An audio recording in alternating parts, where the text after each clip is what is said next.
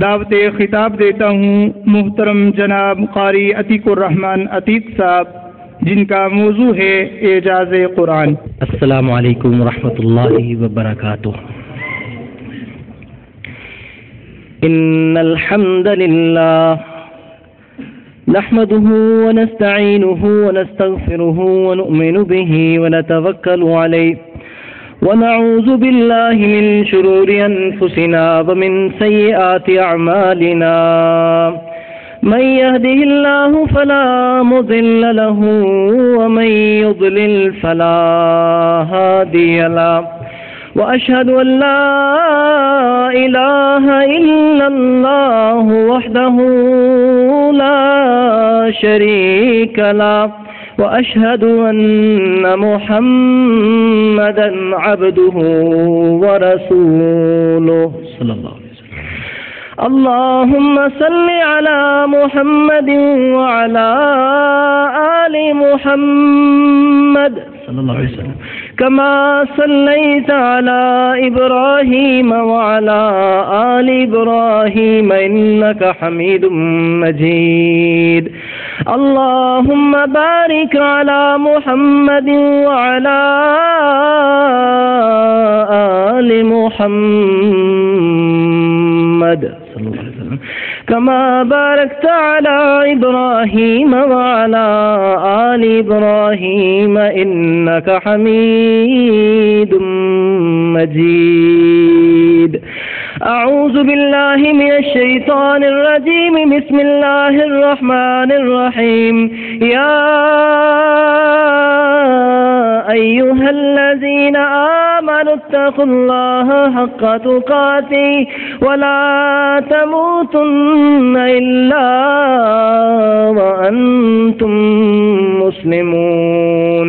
يا أيها الذين آمنوا اتقوا الله وقولوا قولا سديدا يصلح لكم أعمالكم ويغفر لكم ذنوبكم، ومن يطع الله ورسوله فقد فاز فوزا عظيما۔ بسم الله الرحمن الرحيم۔ يا أيها الناس اتقوا ربكم الذي خلقكم من نفس واحدة وخلق منها زوجها وبث منهما رجالا كثيرا ونساء، واتقوا الله الذي تساءلون به والأرحام إن الله كان عليكم رقيبا۔ أما بعد فإن خير الحديث كتاب الله، وخير الهدي هدي محمد صلى الله عليه وسلم، وشر الأمور محدثاتها، وكل محدثة بدعة، وكل بدعة ضلالة، وكل ضلالة في النار۔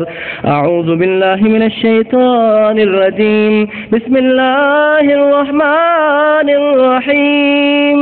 ألف لام ميم، ذلك الكتاب لا ريب فيه هدى للمتقين۔ صدق اللہ العظیم وصدق رسولہ النبی الکریم، ونحن علی ذلک من الشاہدین والشاکرین والحمد للہ رب العالمین۔ اپنی گفتگو کو کرنے سے پہلے، موضوع کو شروع کرنے سے پہلے دو چار باتیں آپ سے کرنا فخر محسوس کرتا ہوں کہ اللہ کے فضل و کرم سے مجھے بڑا فخر ہے، خوشی ہے، جس کے لیے میں آپ بھائیوں کا شکر گزار بھی ہوں کہ آپ نے مجھے موقع دیا ہے کہ میں یہاں اس مسجد کا، اس مدرسے کا طالب علم ہوں، اور طالب علم ہونے کے لحاظ سے ہی سبقاً ہی میرے استاد صاحب بھی بیٹھے ہیں، والد صاحب بھی بیٹھے ہیں، اور میرے آپ بھائی جنہوں نے ہماری تربیت کی ہے، جنہوں نے ہمارے اوپر محنت کی ہے، پیسہ لگایا ہے مشاورت سے، تو آپ بھائیوں کا شکریہ ادا کرتے ہوئے میں ایک اسٹوڈنٹ کے طور پر آپ کا اسٹوڈنٹ جو ہے وہ سبق سنا رہا ہے۔ میرے بھائیوں، آپ بہت خوش نصیب ہیں کہ جنہوں نے ایک ایسے ادارے کا ساتھ دیا ہے کہ جس میں اللہ کے قرآن کے حافظ تیار ہوتے ہیں. دل بھر آیا ہے، وہ نظم سے کچھ زیادہ ذہن بن گیا ہے. اتنے ٹھنڈے نہیں تھے آپ جتنا آپ ٹھنڈے بیٹھے ہوئے ہیں. وہ شان مصطفیٰ، عظمت مصطفیٰ، اس طرح کے جو نعرے ہوتے تھے تو یہاں یہ مسجد گونجتی تھی اور تلاوت ہوتی تھی. تو میں نے سنا وہ ایک مصری قاری صاحب آئے تھے تو یہ ایسے تھا جیسے چھت نیچے آ جائے گی، اتنی اونچی آواز ہوتی تھی آپ لوگوں کی، اتنا شوق جذبہ ہوتا تھا آپ کا. شاید وہ آواز نہیں رہی ہے آپ کو جو شان مصطفیٰ کا نعرہ لگتا تھا، وہ نعرہ تکبیر لگتا تھا. تو میرے بھائیو آپ اتنے ٹھنڈے نہیں ہیں. مصطفیٰ آباد للیانی والے جو ہیں بڑا جذبہ رکھتے ہیں، آپ کو بڑا شوق ہے. میں نے طرز کے ساتھ خطبہ پڑھا ہے. میں تقریر جو ہے وہ طرز والی نہیں کرتا، لیکن طرز کے ساتھ خطبہ پڑھا ہے ایک دو وجوہات کی وجہ سے کہ رسول اللہ صلی اللہ علیہ وسلم کوئی بھی نصیحت فرماتے تھے تو یہ خطبہ پڑھتے تھے. اس برکت کو حاصل کرنے کے لیے میں نے یہ خطبہ پڑھا ہے. طرز کے ساتھ اس لیے پڑھا ہے کہ آپ بڑا شوق رکھتے ہیں تو جا کے بیٹھیں. میری تو تقریر چونکہ جو اردو میں ہوگی اور اس میں تو بہت زیادہ نہیں ہوں گے اس طرح کے آپ کو بہت زیادہ سبحان اللہ کی جو ہے وہ چھل پڑے، لیکن جو آنے والے خطیب ہیں ان کو آپ اس طرح مایوس نہیں کیجیے گا، کیونکہ علامہ احسان علی ظہیر رحمۃ اللہ علیہ بھی فرمایا کرتے تھے، اتنے بڑے خطیب ہونے کے باوجود وہ فرمایا کرتے تھے کہ تقریر جو ہے وہ مجمع کرواتا ہے، آدمی تقریر نہیں کرتا. وہ تو اللہ کی توفیق ہوتی ہے تقریر مجمع کرواتا ہے. تو اس طرح ٹھنڈے ہو کے نہیں بیٹھیں، آپ شوق ذوق سے بیٹھیں اور جہاں رسول اللہ صلی اللہ علیہ وسلم کا نام نامی اسم گرامی آتا ہے تو وہاں پر محبت اور پیار سے صلی اللہ علیہ وسلم پڑھیں.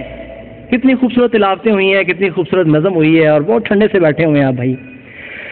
تو میرے بھائیوں آپ بڑے خوش نصیب ہیں کہ اللہ کے فضل و کرم سے میں اس طرح آپ کو یہ کچھ اپنی باتیں کوئی فخر اور غرور سے نہیں بتانے لگا، لیکن صرف اس لیے بتانے لگا ہوں کہ آپ کا دل خوش ہو جائے کہ آپ نے جن طلباء پر محنت کی ہے اللہ کے فضل و کرم سے، اللہ کے خاص توفیق اور مہربانی سے وہ آگے جو ہے اس پیغام کو آگے پہنچا رہے ہیں. اپنی بات اس لیے کر رہا ہوں، اس انداز میں کر رہا ہوں جس طرح ایک بیٹا اور ایک بچہ اپنے ماں باپ کے پاس آ کے اپنی کہانی سناتا ہے اور ماں باپ کو خوش کرنے کے لیے بات کرتا ہے. آپ کو کچھ باتیں اس لیے بتانے لگا ہوں کہ اللہ کے فضل و کرم سے آپ کا میں یہاں سے پڑھا ہوا بچہ اور میرے جیسے اور بھی میرے بہت سے بھائی ہیں جو دین کے میدان میں اس طرح کام کر رہے ہیں کہ اس کے بعد جو ہے وہ اللہ کے فضل و کرم سے پھر دین کا علم حاصل کیا، پھر ایم اے اسلامیت کیا، پھر ایم اے انگلش کیا، پھر ایم فل کیا، اور پھر یہ آپ کا سکھایا ہوا آپ کے تعاون سے سکھایا ہوا قرآن اللہ کے فضل و کرم سے میں پیغام ٹی وی پر میرے لیکچرز جو ہیں وہ 6 مہینے چلے، ابھی میں نے کچھ چھٹی لی ہے وہاں سے، تو پیغام ٹی وی کے ذریعے سے پورے ایشیا کے اندر آپ کے تعاون سے پڑھے ہوئے بچے کا اللہ کے فضل و کرم سے پیغام جاتا ہے. اور صرف یہ ایشیا میں تو یہ فریکوینسی ہے پیغام ٹی وی کی، فریکوینسی اس کی ایشیا میں ہے. یہ میں سوچا کرتا تھا جب میرے چاچا جی یہاں پر کہا کرتے تھے کہ یا اللہ اس مدرسے کو منارہ نور بنا، یا اللہ اس مدرسے کی کرنیں جو ہیں وہ دنیا کے کونے کونے تک پہنچا.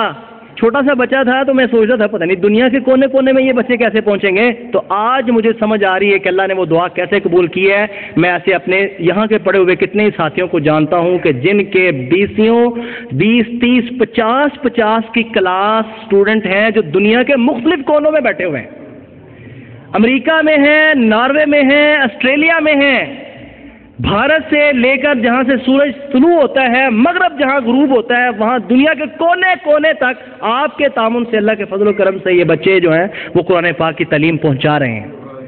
تو یہ انشاءاللہ ملاقات ہوگی. جس نے وقت لگایا، جس نے پیسہ لگایا ہے، جس نے وقت لگایا، یہ ملاقات ہوگی ان لوگوں کی قیامت والے دن ملاقات ہوگی جب وہاں اجر پڑے گا، وہاں جب نامہ اعمال تولا جائے گا.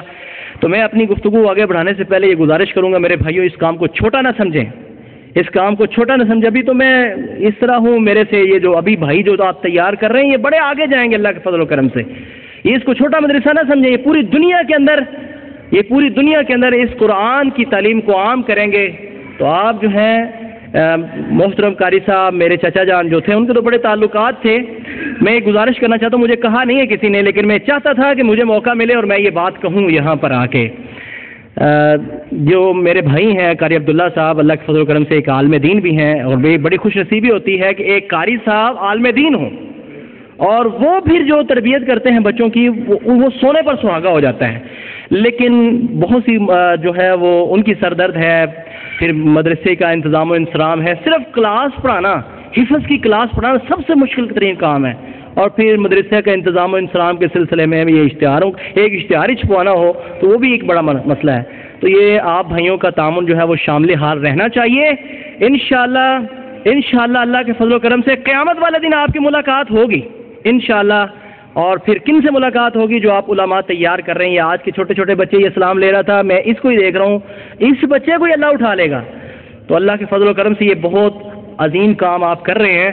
تو آپ بھائی جو ہیں وہ قاری صاحب کے تو بہت سے تعلقات تھے اور ان کو تو کہنا بھی شاید نہیں پڑتا تھا، لیکن یہ عبداللہ صاحب جو ہیں وہ بعض اوقات پوچھتے رہتے ہیں، پریشانی بھی ان کو ہوتی ہے. تو مدرسے کا تعاون جو ہے وہ خاص طور پر آپ کیا کریں. اور اللہ کے فضل و کرم سے آپ کا یہ پیغام پھر یہ ہے، یہ پیغام ٹی وی نہیں بلکہ اس طالب علم، یہ ایک طالب علم کی میں بات کر رہا ہوں، ایک طالب علم کی. میں طالب علم پوری پنجاب پولیس، یہ جو پنجاب کالج ہے پولیس کا، پولیس ٹریننگ کالج چونگ کے اندر، وہاں کا میں استاد ہوں. میرا کارڈ میرے پاس ہے. وہاں پر پورے پنجاب کی پولیس آتی ہے، 1 پھول والے، 2 پھول والے، یہ سب انسپیکٹر اور اے ایس آئی اور آئی ایس، اور اس سے اوپر جو ہے وہ S P D S P تک کے لوگ جو ہیں اللہ کے فضل و کرم سے آپ کے مدرسے کا پڑھا ہوا بچہ ان کو قرآن پڑھاتا تھا اور ان کو قرآن کی تعلیم دیتا تھا، ان کو دین کی تعلیم دیتا تھا، خواہ اسلامک لیکچرر ہی کیوں نہ ہو. تو اللہ کا دعا بھی کر دیں میرے لیے کہ اللہ تعالی ہمیں بہت سا دین کا کام کرنے کی توفیق عطا فرمائے، اللہ ریاکاری سے بچائے، اور پھر اللہ ہمیں سرخ روح فرمائے، اور پھر قیامت والے دن انشاءاللہ آپ سے ملاقات ہوگی. اسی شوق ذوق سے بیٹھے نا بھائی، تو آئیں تھوڑا سا گفتگو سنیں اپنے بچے کی، اپنے مدرسے کے بچے کی گفتگو سنیں. اللہ سے جو توفیق ہے، جو اس نے مجھے توفیق بخشی، انشاءاللہ گفتگو ہوگی. یہ قرآن جس کی خدمت میں اور آپ کر رہے ہیں، یہ کون سی کتاب ہے؟ موضوع کا تو پتہ ہی ہے نا، اعجاز قرآن. لفظ تھوڑا سا ثقیل نہ ہو جائے، اس کا مطلب ہے قرآن ایک معجزہ ہے. یہ بات ہوگی ہماری. قرآن ایک معجزہ کتاب ہے. جیسے دوسرے انبیاء کے معجزات تھے، رسول کریم صلی اللہ علیہ وسلم کا سب سے بڑا معجزہ یہ قرآن ہے. تو میں کچھ اس کے متعلق بات کرنا چاہتا ہوں کہ یہ کتنا بڑا معجزہ ہے، زندہ و جاویدہ قیامت کی دیواروں تک ہے. اللہ سبحانہ و تعالیٰ اپنے نبیوں کی صداقت کو، حقانیت کو واضح کرنے کے لیے ان کو معجزے دیتے تھے. جیسا کہ سلیمان علیہ السلام کو معجزہ دیا بادشاہت کا. اور پھر ہر دور میں اللہ سبحانہ و تعالیٰ نے ہر نبی کو جو معجزہ دیا ہے وہ اس قوم کے حوالے سے دیا ہے، اور جو چیز رواج پا چکی تھی اس کے مطابق معجزہ دیا ہے. جیسا کہ سلیمان علیہ السلام کے دور میں بادشاہتوں کا دور تھا، بڑے بڑے بادشاہ، بڑی بڑی لمبی جگیریں، بڑی بڑی لمبی سلطنتیں. تو اللہ سبحانہ و تعالیٰ نے سلیمان علیہ السلام کو معجزہ اس کے مطابق دیا. بات سمجھ آ رہی سب بھائیوں کو؟ اس کے مطابق معجزہ دیا. ایسی بادشاہ دی کہ جانوروں پر، پرندوں پر، درندوں پر، جنوں پر، سب پر حکم چل رہا ہے. ہوا چلنے سے پہلے آرڈر لے کے جاتی ہے. اللہ نے معجزہ دیا، آرڈر لے کے جاتی ہے کہ آج مغرب کی طرف یا مشرق کی طرف، ادھر یا ادھر، کدھر چلنا ہے. پھر جب موسیٰ علیہ السلام کا دور آیا تو جادو بڑا عروج پر تھا. اللہ سبحانہ و تعالیٰ نے اس کے مطابق جو ہے معجزہ دیا. موسیٰ علیہ السلام کو وہ ایک عصا وہ پھینکتے اور وہ اژدہا بن جاتا، بہت بڑا سانپ بن جاتا. اور انہوں نے پھینکی اپنی رسیاں، اور وہ بنی سانپ لوگوں کی آنکھوں پر انہوں نے جادو کیا. موسیٰ علیہ السلام نے اپنا عصا پھینکا اور وہ ساری رسیوں کو جو ہے وہ نگل گیا. وہ جادو کی جو حقیقت کو سمجھتے تھے جادوگر، وہ سارے کے سارے فول کے سحرت ساجدین سجدے میں پڑ گئے. ان کو پتہ چل گیا کہ یہ جادو نہیں ہے، یہ حق ہے. اور پھر جب اگلا دور آیا، عیسیٰ علیہ السلام کا جب دور آیا، تو اس وقت طب بڑے عروج پر تھی. اس سے پہلے سقراط، بقراط، ارسطو، افلاطون، یہ لوگ آ چکے تھے جن کی تھیوریز، جن کی میڈیکل ابھی تک جو ہے وہ چل رہی ہے، اور ان کے لاز ابھی تک چل رہے ہیں. اللہ سبحانہ و تعالیٰ نے ان کی عقلوں کو دھنگ کرنے کے لیے، ان کی عقلوں کو حیران کرنے کے لیے، معجزہ اسے کہتے ہیں جو عقلوں کو حیران کر دے، ان کی عقلوں کو حیران کرنے کے لیے، اپنے نبی کی سچائی اور صداقت کو واضح کرنے کے لیے عیسیٰ علیہ السلام کو اس کے مطابق معجزہ دیا. اور وہ کیا تھا کہ وہ اپنا کوڑی کو ہاتھ پھیرتے، جس کو کوڑ چلا ہوا ہے اس کا کوڑ ٹھیک ہو جاتا. مادر زاد اندھا جو پیدا ہی اندھا ہوا ہے اس کی آنکھوں پر ہاتھ پھیرتے تو وہ بینا ہو جاتا. تو یہ طب کا ایک معجزہ تھا. تو میں بات لے کے آنا چاہتا تھا ہمارے رسول مکرم آقا دو جہاں سرور کونین احمد مجتبیٰ محمد مصطفیٰ صلی اللہ علیہ وسلم ان کی بات. اب رسول کریم صلی اللہ علیہ وسلم کی باری آئی تو اللہ سبحانہ و تعالیٰ نے معجزہ کون سا دیا جو اس دور کے اعتبار سے تھا اور رہتی دنیا کے اعتبار سے. ہر اعتبار سے معجزہ اس انداز میں دیا کہ اس وقت زبان بڑے عروج پر تھی, زبان دانی زبان بہت عروج پر تھی, اور عرب لوگ اپنی زبان دانی پر عش عش کرتے تھے, اور وہ اپنے علاوہ دوسروں کو دوسری بولیاں بولنے والوں کو گونگا سمجھتے تھے, جس کی وجہ سے ان کو عجم کہتے تھے. اور عرب اپنے آپ کو سمجھتے تھے کہ زبان تو صرف ہماری زبان ہے, اور وہ اتنے فصیح و بلیغ تھے اپنی زبان کے اندر کہ وہ اپنی عام بات چیت کے اندر شعر و شاعری کرتے تھے, فی البدیع شعر کہتے تھے. اللہ سبحانہ و تعالیٰ نے ان کی عقلوں کو حیران کرنے کے لیے اپنی نبی کی سچائی اور صداقت کو واضح کرنے کے لیے ایک ایسا معجزہ بھیجا جو اس وقت کے لیے بھی تھا اور آنے والے دور کے لیے بھی تھا, اور ان کی عقلوں کو حیران اس طرح کر دیا. جیسا کہ ایک واقعہ بڑا مشہور واقعہ ہے کہ عرب میں ایک منڈی لگتی تھی, اور اس کے اندر بڑے بڑے شعراء اپنے کلام کو لے کر آتے تھے. اس روایت کی سند کو دیکھا جا سکتا ہے. شعراء اپنے کلام کو لکھ کے لاتے اور اپنے پورے سال کا جو بہترین شعر ہوتا اپنا کلام جو ہے اس کو لکھتے اور کعبے کی دیواروں پر لٹکا دیتے. اسی وقت میں حضرت علی حیدر کرار رضی اللہ تعالی عنہ نے سوچا کہ آج قرآن کی صداقت کو ہی ان سے کیوں نہ منوائیں. انہوں نے قرآن کی جو شارٹیسٹ سورہ ہے, سب سے چھوٹی سورہ ہے, انا اعطیناک الکوثر فصل لربک وانحر ان شانئک هو الابتر, یہ لکھ کر اس کو دیوار کے ساتھ اویزہ کر دیا, کعبے کی دیوار کے ساتھ اویزہ کر دیا. عرب کا جو سب سے بڑا شاعر تھا, ممتحن تھا, جس کو سب مانتے تھے, جس کے سامنے سارے آ کے سجدہ ریز ہو جاتے تھے, وہ شاعر سب کا جائزہ لیتا ہے, سب کے کلام کو پڑھتا ہے, پڑھتے پڑھتے اس کلام پر آتا ہے جہاں پر یہ سورۃ الکوثر جو ہے وہ لٹکی ہوئی ہے.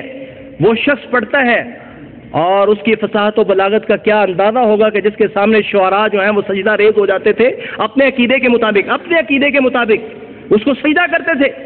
اور وہ پڑھتا ہے اس کلام کو, پھر پڑھتا ہے تو پھر پڑھتا ہے, بار بار پڑھتا ہے, اور بالآخر اپنی جیب سے قلم نکالتا ہے اور وہ یہ فیصلہ لکھتا ہے, بسم اللہ الرحمن الرحیم انا اعطیناک الکوثر فصل لربک وانحر ان شانئک هو الابتر واللہ ما ھذا قول البشر. اللہ کی قسم یہ کسی انسان کا کلام ہے ہی نہیں ہے, میں اس کا رزلٹ کہہ دوں.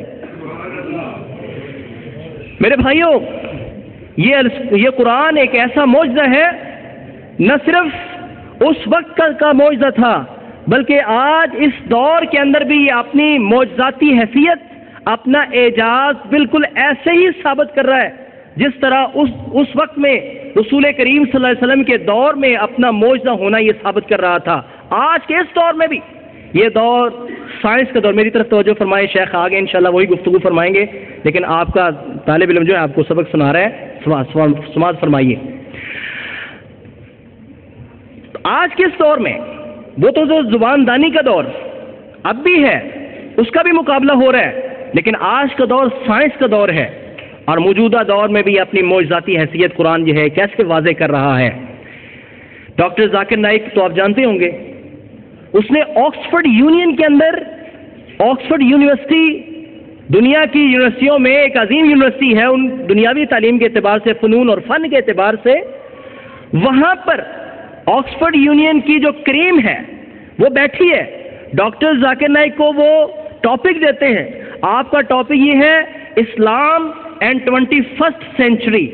یہ دور سائنس کا دور ہے, تو آپ ثابت کریں کہ آپ کا اسلام اس کے متعلق کیا کہتا ہے. ڈاکٹر ذاکر نائک نے گھنٹہ 1.5 گھنٹہ قرآن پاک کی مثالیں پیش کی. یہ قرآن کیسی سائنس کی فیکٹس کی کتاب ہے. یہ قرآن ناٹ بک آف سائنس, یہ سائنس کی کتاب تو نہیں ہے, لیکن اس کے اندر سائنس کے فیکٹس, ایسے لاز موجود ہیں, ایسے قوانین موجود ہیں کہ وہ حتمی ہیں اور اس کے بعد کوئی دوسری بات نہیں ہے. کوئی بھی جب تجربہ ہوتا ہے اس سے پہلے وہ ایک سپوزیشن ہوتی ہے, ایک سوچ ہوتی ہے, سوچ کے بعد اس سوچ کو بھی غلط کیا جا سکتا ہے، صحیح بھی کیا جا سکتا ہے. اس سپوزیشن کے بعد پھر آئیڈیا آتا ہے، تھیوری ہوتی ہے. پڑھے لکھے بھائی جو ہے وہ زیادہ فالو کر رہے ہوں گے. وہ تھیوری ہوتی ہے اور تھیوری کو بھی غلط کیا جا سکتا ہے، صحیح بھی ہو سکتی ہے، وہ غلط بھی ہو سکتی ہے. کتنی تھیوریز ایسی ہیں جو پہلے ٹھیک تھیں بعد میں غلط ہو گئیں، لیکن اس کے بعد وہ فیکٹ جو ہے وہ حقیقت بن جاتا ہے، وہ لا بن جاتا ہے، لا بن جاتا ہے، حقیقت بن جاتا ہے. حقیقت اسے کہتے ہیں جو ٹھیک ہی ہے، کوئی مانے یا نہ مانے صحیح وہی ہے، کوئی مانے یا نہ مانے ٹھیک اور اصل بات اور سچ بات وہی، اسے کہتے ہیں حقیقت. تو قرآن کے اندر تھیوری نہیں پیش کی گئی، سپوزیشن مفروضہ پیش نہیں کیا گیا، اس کے اندر کوئی تھیوری پیش نہیں کی گئی، بلکہ لا ہے، حق ہے، حقیقت ہے کہ کوئی مانے یا نہ مانے حق وہی ہے. اور دنیا اتنی ترقی کر چکی ہے، کہتے ہیں کہ یہ سائنس جو ہے، سائنس کا یہ دور جو ہے یہ اس کا کلائمیکس ہے، اس کا عروج ہے، اینڈ پر پہنچ چکی ہے تحقیق. اس کے بعد تباہی تباہی ہے، اس سے آگے کوئی تحقیق نہ ہوگی اور یہ اینڈ پر پہنچ چکی ہے. اس دور میں بھی جو بک آف جو بگ بینگ ہے، جو گروپ آف سائنٹسٹ ہے، سائنسدانوں کا جو گروپ ہے، وہ جس تھیوری کو پاس کرتا ہے قرآن اس سے پہلے اس حقیقت کو منکشف کر چکا ہے. مثال کے طور پر 1-2-4 مثالیں آپ کے سامنے پیش کرتا ہوں. آج سے پہلے سائنسدان یہ کہتے تھے، سائنس یہ کہتی تھی کہ زمین جو ہے وہ فٹ بال کی طرح گول ہے، اور بڑی دیر تک جو ہے وہ دنیا اس بات پر رہی کہ زمین جو ہے وہ فٹ بال کی طرح گول ہے. لیکن موجودہ دور میں موجودہ سائنسدان نے اس پچھلی تھیوری کو رد کر دیا اور انہوں نے کہا کہ نہیں، گول نہیں ہے، بالکل گول نہیں ہے، بلکہ انڈے کی طرح کی بیضوی شکل کی ہے، اس کی شکل انڈے جیسی ہے. تو قرآن پاک میں اللہ سبحانہ و تعالیٰ اس کے متعلق اس سے پہلے فرما چکے ہیں وَالْأَرْضَ بَعْدَ ذَلِكَ دَحَاهَا، کہ ہم نے اس زمین کو انڈے اور بیضوی شکل کا پیدا کیا ہے. آج سائنس جو ہے وہ تحقیق کرتی ہے اور اس حقیقت تک پہنچتی ہے کہ زمین و آسمان کی پیدائش سے پہلے پانی ہی پانی تھا. اللہ سبحانہ و تعالیٰ قرآن پاک میں ارشاد فرماتے ہیں وَكَانَ عَرْشُهُ عَلَى الْمَاءِ، زمین و آسمان کی پیدائش سے پہلے، یہ زمین و آسمان کی پیدائش اور تخلیق سے پہلے پانی ہی پانی تھا. اللہ کا عرش، اللہ فرماتے ہیں اس وقت اللہ کا عرش بھی پانی پر تھا. پھر اللہ سبحانہ و تعالیٰ نے زمین و آسمان کو پیدا فرمایا، ثُمَّ اسْتَوَىٰ إِلَى الْعَرْشِ، پھر وہ عرش کی طرف مستوی ہو گیا. پھر جو ہے وہ پانی کے بعد سائنس کہتی ہے کہ دھوئیں اٹھے، اور دھوئیں جو ہے اس کے بعد دھواں ہی دھواں تھا. قرآن پاک کی ایک سورت ہے جس کا نام ہی الدخان ہے. دخان کا معنی ہوتا ہے اسموکنگ، دھواں، اسموک دھواں، دھواں ہی دھواں تھا. تو قرآن پاک میں وہ حقائق جو سائنس بڑی محنت سے، صدیوں سے محنت کر کے جس حقیقت تک پہنچتے ہیں، اللہ سبحانہ و تعالیٰ نے قرآن پاک میں وہ حقیقت اس سے پہلے ہی بتا دی ہے. دو پانی آپس میں ملتے نہیں ہیں، سائنس اب دیکھتی ہے کہ اس کے درمیان میں کچھ چیز ہے، اس کے درمیان میں کوئی ایسی چیز ہے جن کو آپس میں ملنے نہیں دیتی. اللہ سبحانہ و تعالیٰ قرآن پاک میں پہلے فرماتے ہیں وَبَيْنَهُمَا بَرْزَخٌ لَا يَبْغِيَانِ، یہ دو پانی اکٹھے چل رہے ہیں، ان کے درمیان میں ایک پردہ ہے جو ان کو ملنے نہیں دیتا. امریکہ کے اندر میرے اسٹوڈنٹ ہیں، انہوں نے مجھے پروجیکٹ جو ہے وہ کر کے دکھایا، مجھے بتایا، اور انہوں نے دو پانی جو ہے نیلا اور سرخ کر کے گرم اور جو ہے اس کے اندر وہ نمکیات، دوسری نمکیات ڈال کے، اور انہوں نے پروجیکٹ کر کے دکھایا قرآن کا کہ کس طرح اس کے اندر پردہ ہے. اور پھر انہوں نے اس چھوٹے سے آلے کے ساتھ اس جھلی کو پکڑا اور بتایا یہ ہے پردہ. اس وقت تو کوئی سائنس نہیں تھی، اس وقت تو کوئی سائنس نہیں تھی. اللہ سبحانہ و تعالیٰ نے اس وقت بتایا کہ وَبَيْنَهُمَا بَرْزَخٌ لَا يَبْغِيَانِ، یہ دو پانی ہے، ایک طرف جو میٹھا ایک طرف کڑوا ہے، آپس میں مل نہیں رہا، اس کے درمیان میں ایک سطح ہے. جیسے آپ دیکھیں، چھوٹی سی اس کی مثال ہے، آپ جب گلاس کو بھرتے ہیں، پورا گلاس جب بھر جاتا ہے تو جب پورا ہو جاتا ہے وہ گلاس، اس کے اوپر پانی بھریں تو پانی جو ہے فوری طور پر نیچے نہیں گرتا، ایک بار اوپر تھوڑی سی تہ بنتی ہے، پانی ایک بار اس تہ سے تھوڑا سا ایک سوتر دو سوتر اوپر ہوتا ہے پھر گرتا ہے. یہ ایک سطح ہے جو اس سطح یہ سطح اس کو ملنے نہیں دیتی. اللہ سبحانہ و تعالیٰ اس باریکی کو اس وقت جب 1400 سال پہلے، پونے 1500 سال پہلے، اللہ سبحانہ و تعالیٰ اس ایسے نبی پر جو کسی کے شاگرد نہیں ہے، جو کسی کے شاگرد نہیں ہے، کسی سے جا کے آپ نے کوئی رسمی تعلیم حاصل نہیں کی ہے، ڈائریکٹ اللہ نے سکھایا ہے، جو اس بات کی نشانی ہے کہ یہ قرآن اللہ کی کتاب ہے، یہ معجزہ کتاب ہے. آج کے اس دور میں بھی لوگ اس قرآن کے معجزاتی حیثیت کو دیکھ کر مسلمان ہو رہے ہیں. کوئی کسی اعتبار سے مسلمان ہو رہے ہیں تو کوئی اس کو کسی انداز میں معجزہ دیکھ رہا ہے. اور یہ قرآن جو ہے وہ معجزاتی حیثیتوں سے بھرا ہوا ہے. یہ اپنے دلائل کے اعتبار سے معجزہ ہے, یہ اپنی محفوظیت کے اعتبار سے معجزہ ہے, یہ اپنے اسلوب کے اعتبار سے معجزہ ہے, یہ اپنی تاثیر کے اعتبار سے معجزہ ہے, یہ اپنی ترکیب کے اعتبار سے معجزہ ہے, یہ اپنے الفاظ کے وزن کے اعتبار سے معجزہ ہے. ہر لحاظ سے معجزہ ہے. جو جس کیٹیگری کا ہوگا, جو جس علم اور جس پائے کا ہوگا, وہ اپنے آپ کو اس قرآن کے سامنے جو ہے وہ کمزور پائے گا اور اس قرآن کو جو ہے وہ معجزہ پائے گا. کسی نے اس قرآن کی معجزاتی حیثیت کو اس طرح دیکھا. ایک راولپنڈی کا پادری تھا, مسلمان ہوا, زندہ ہے, اس کے جو ہے وہ آرٹیکل موجود ہیں, اس کی ویڈیوز موجود ہیں, انٹرنیٹ پہ اس پر دیکھا جا سکتا ہے. اس نے کہا کہ جب میں مسلمان ہوا تو میرے دوست اور میرے اساتذہ عیسائی مجھ سے پوچھنے لگے کہ تم نے کیوں جو ہے وہ عیسائیت کو چھوڑ دیا اور کیوں تم نے اسلام کو قبول کیا, آخر کون سی وجہ ہے کہ جس کی وجہ سے تم نے اسلام کو قبول کیا. اس نے کہا میں نے تمہارے لیے ایک لمبی ریسرچ کے بعد, 13 سال کی ریسرچ کے بعد, تحقیق کے بعد 21 سوال تیار کیے ہیں. ان 21 سوالوں کا جواب آپ مجھے اب دے دو, میں دوبارہ عیسائی ہونے کے لیے تیار ہوں. اس نے کہا 21 کی بات تو دور کی بات ہے, پہلے 3 کا جواب دے دو. اور اس نے کہا پہلے 3 کو بھی چھوڑو, 1 کا جواب دے دو, پہلے کا جواب دے دو, میں دوبارہ عیسائی بننے کے لیے تیار ہوں. اور وہ میرا سوال تم سے یہ ہے, میں پوری دنیا کی عیسائیت کو چیلنج کرتا ہوں, پوری دنیا کی عیسائیت کو میرا چیلنج ہے. میرے ایک شخص سے لے کر, جب میں اب تو مسلمان ہو گیا ہوں, اس سے پہلے دنیا کے ایک عیسائی سے لے کر پوری دنیا کے اندر جتنے بھی عیسائی ہیں, مجھے کوئی ایک بھی حافظ انجیل دکھا دو.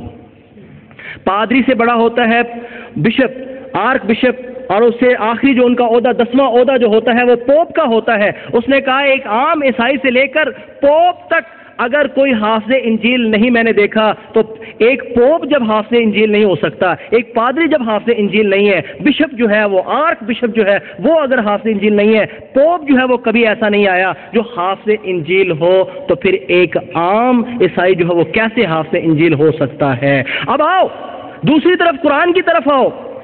میں مسلمان کیوں ہوا ہوں, کس چیز نے مجھے جو ہے وہ اسلام کی طرف کھینچا ہے. آؤ قرآن کی طرف. اس نے کہا اب میں پوری دنیا کی بات نہیں کرتا, میں عالم اسلام کی بات نہیں کرتا, پورے عالم اسلام میں سے کسی ایک ملک کی بات بھی نہیں کرتا, ایک ملک سے بھی چھوٹے لیول پر آ جاؤ, ایک صوبے کی بات بھی نہیں کرتا, صوبے سے بھی چھوٹے آ جاؤ, ڈویژن پر بات نہیں کرتا, اور ڈویژن سے بھی چھوٹے آ جاؤ, ایک ضلع کی بات نہیں کرتا, ضلع کو بھی چھوڑو. اس نے کہا کہ میں اپنے ایک شہر کی بات کرتا ہوں, صرف ایک شہر کی بات کرتا ہوں. میرے شہر راولپنڈی کے اندر 15 اور 16 سال کے بچے میں 20 سینکڑوں ایسے دکھا سکتا ہوں جو الحمد کی الف سے لے کر وہ ناس کی سین تک سارا قرآن پڑھ جائیں گے اور زبر زیر کی پیش کی بھی غلطی نہیں کریں گے.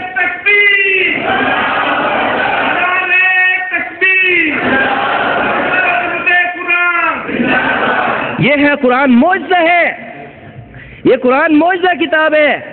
اس کو کوئی اپنے حساب, کوئی بڑے سے بڑا وفوق کل ذی علم علیم, کوئی کیمسٹ ہے تو کوئی فزکس کو جاننے والا ہے, جو جس کو بھی جاننے والا ہے وہ اس لحاظ سے دیکھ لے, اس کے اس ادا کو دیکھ لے, وہ اس قرآن کو اس اعتبار سے معجزہ پائے گا. اس نے کہا کہ یہ قرآن چونکہ اللہ کی کتاب ہے تبھی تو سینے کے اندر محفوظ ہے, اور انجیل کو آج تم نے محفوظ نہیں رکھا تبھی تو وہ آج کسی کے سینے میں محفوظ نہیں رہ سکی.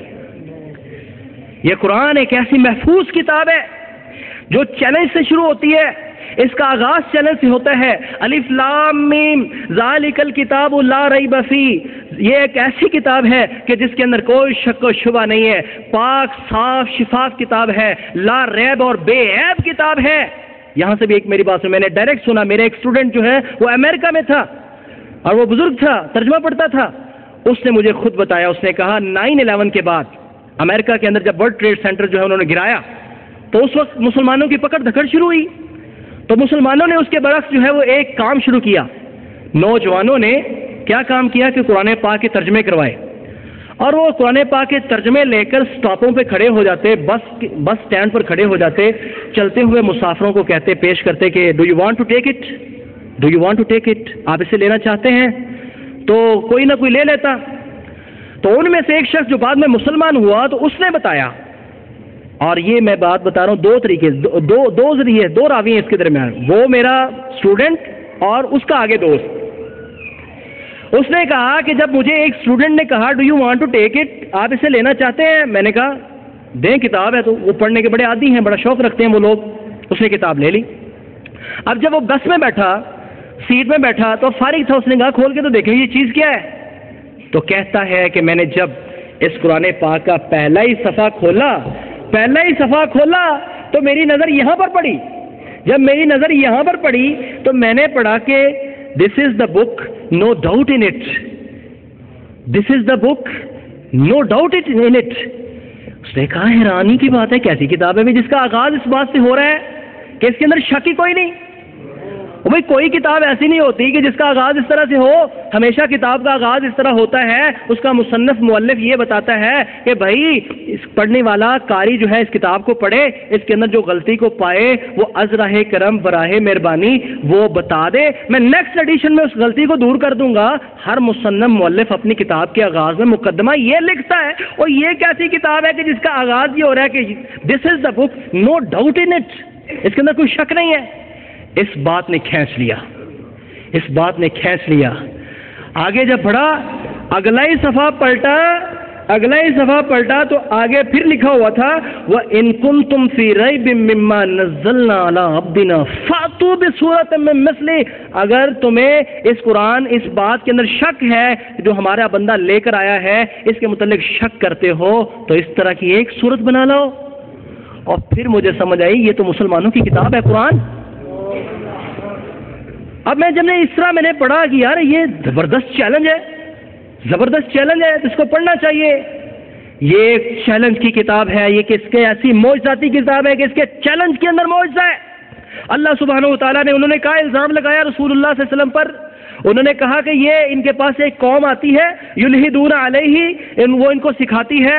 اللہ سبحانہ و تعالیٰ نے فرمایا کہ اگر تم یہ بات میں سچے ہو, قل محبوب صلی اللہ علیہ وسلم آپ فرمائیے ان اجتمعت الانس والجن علی ان یاتوا بمثل هذا القرآن لا یاتون بمثله ولو کان بعضهم لبعض ظہیرا. آپ فرما دیجئے اگر سارے انسان جمع ہو جائے, انسانوں کو چھوڑ کے جنوں کو بھی ساتھ ملا لو, ولو کنت بعضا لبعض ظہیرا, ایک دوسرے کی ہیلپ اور مدد کرنے لگو. سارے انسان مل جاؤ, سارے جن بھی ساتھ میں لا لو, اگلے پچھلے چھوٹے بڑے سب کو اکٹھا کر لو, ایک دوسرے کو اپنی آئیڈیاز شیئر کروا دو. اس طرح کا ایک قرآن تم بھی بنا لاؤ. نہ بنا سکے. پھر انہوں نے ایک الزام داغا, انہوں نے کہا کہ ان کے پاس ایک اجمی شخص ہے, وہ ان کو آ کے جو ہے وہ کچھ سکھاتا ہے. اللہ سبحانہ و تعالیٰ نے اس کو رد فرما دیا کہ اعجمی ھذا عربی, اس اجمی کی بات کرتے ہو یہ تو عربی ہے. پھر انہوں نے کہا کہ یہ تو اپنے پاس سے گھڑ لیتے ہیں. اللہ نے اسی لفظ کو ارشاد فرمایا, اللہ تعالیٰ نے فرمایا قل, اے رسول صلی اللہ علیہ وسلم آپ ان سے فرمائیے کہ فاتوا بعشر سور مثلہ مفتریات. انہوں نے کہا کہ یہ افترا بازی ہے, خود سے گڑا ہے. اللہ نے اسی لفظ کو ارشاد فرمایا کہ اس طرح کے مفتریات, اس طرح کی گھڑی ہوئی 10 صورتیں تم بنا لاؤ. پورے قرآن کی بات کی, اب اس سے چھوٹا لیول دیا, 10 صورتیں بنا لاؤ.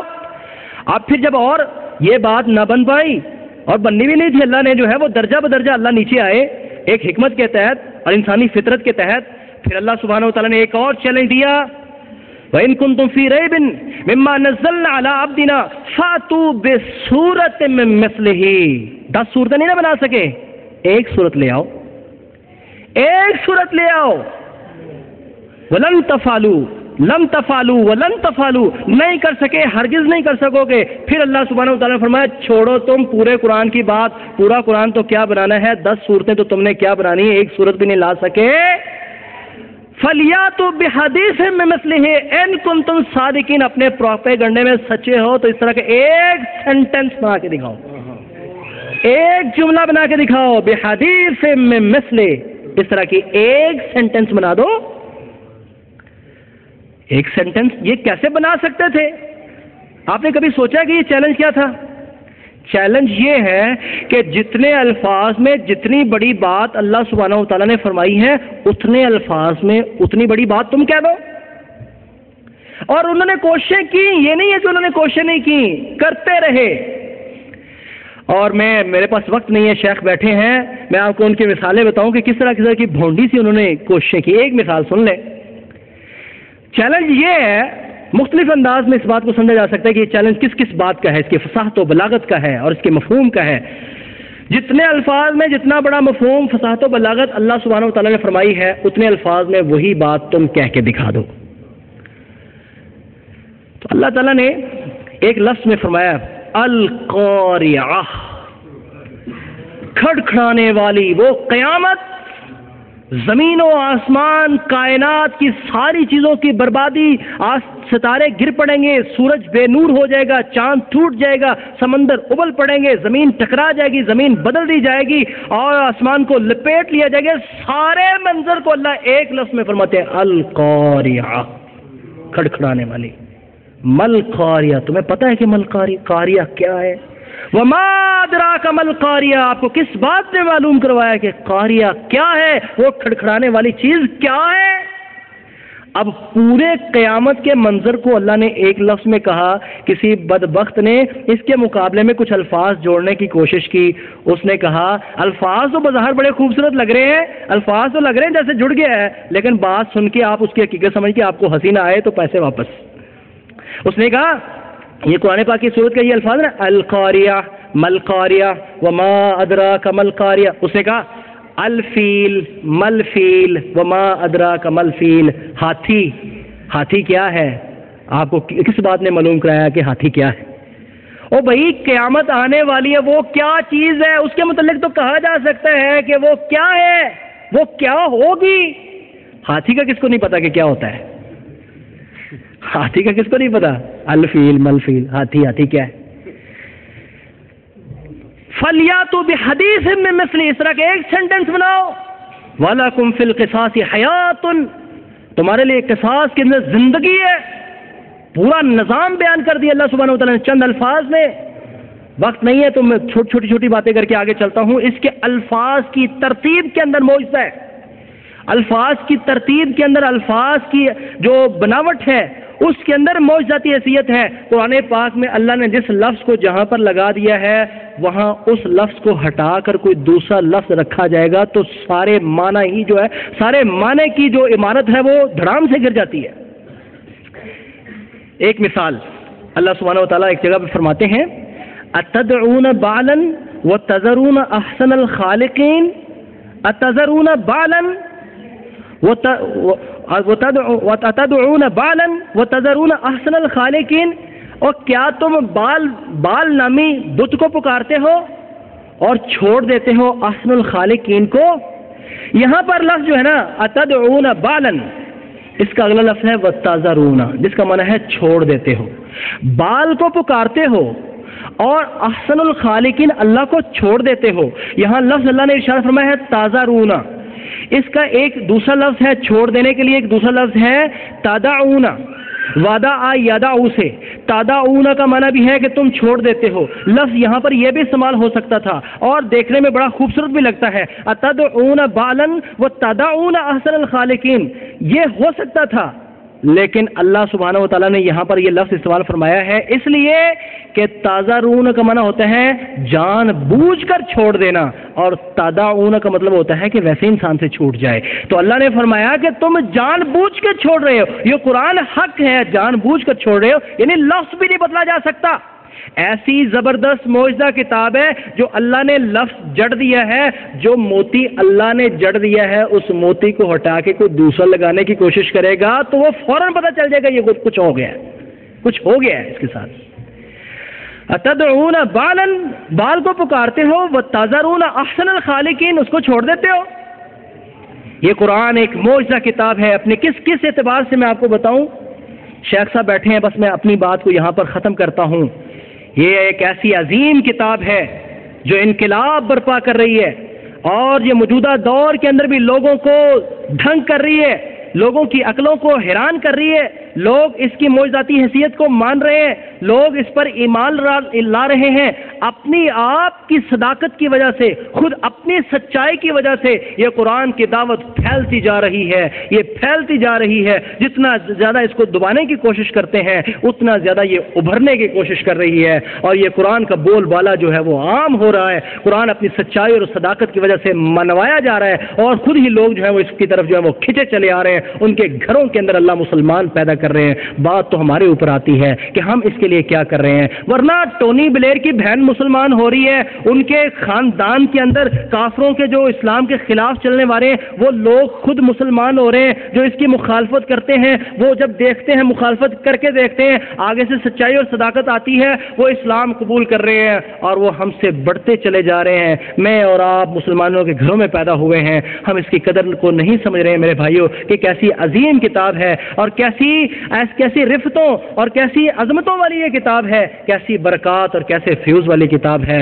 اللہ سے دعا ہے اللہ ہم سب کو اس قرآن کی عظمت کو سمجھنے کی توفیق عطا فرمائے، اللہ تعالی ہمیں اس سے سیکھنے کی توفیق عطا فرمائے، اسے سمجھنے کی توفیق عطا فرمائے، اس کی بھرپور طریقے سے خدمت کرنے کی توفیق عطا فرمائے۔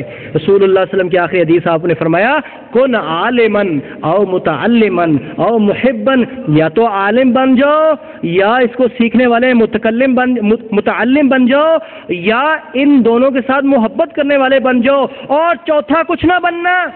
سبق ہے، آخری سبق ہے آج کا، کن عالمن، اس قرآن کے اس کتاب کے عالم بن جاؤ، او متعلمن، یا اس کو پھر سیکھنے والے بن جاؤ۔ اگر یہ دونوں کام گزر چکا ہے، وقت گزر چکا ہے عالم اور متعلم بننے کا، سیکھنے والے اور سکھانے والے کا وقت گزر چکا ہے، تو فرمایا او محبن، یا پھر ان دونوں سے، ان علماء سے اور اس قرآن کو سیکھنے والوں سے محبت کرنے والے بن جاؤ، چوتھا کچھ نہ بننا، چوتھا کچھ نہ بننا۔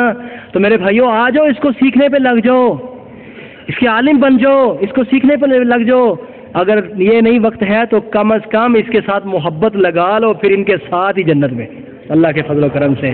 تو میرے چچا جان وہ کہا کرتے تھے نا کہ شہید نے جب جنت میں جانا ہے نا تو اس سے پوچھا جانا ہے کہ کیسے تم جو ہے وہ شہادت کی طرف آئے اور شہید کیسے بنے، تو وہ کہے گا کہ مجھے اس عالم نے درس دیا تھا۔ اس عالم کو لایا جائے گا کہ تم کہاں سے پڑھے، تو وہ بتائے گا کہ میں فلاں سخی کی سخاوت اور اس کے تعاون سے پڑھا ہوں، پہلے جنت میں جائے گا۔ میرے بھائیوں اس قرآن کے ساتھ آپ جڑ جائیں، اس مدرسے کے ساتھ آپ خوب جو ہے وہ تعاون کریں، انشاءاللہ یہاں سے آپ ہیرے اور جواہرات جو ہے وہ پیدا کر رہے ہیں اللہ کے فضل و کرم سے، اور یہ ہمارا سرمایہ ہے، بہت فائدہ ہوگا انشاءاللہ دنیا میں بھی اور آخرت میں بھی۔ اللہ جو سنا ہے اس پر عمل کرنے کی توفیق عطا فرمائے، اور اللہ تعالی ہم سب کو قرآن پاک سے محبت کرنے کی توفیق عطا فرمائے۔ وآخر دعوانا الحمدللہ رب العالمین۔ جزاکم اللہ۔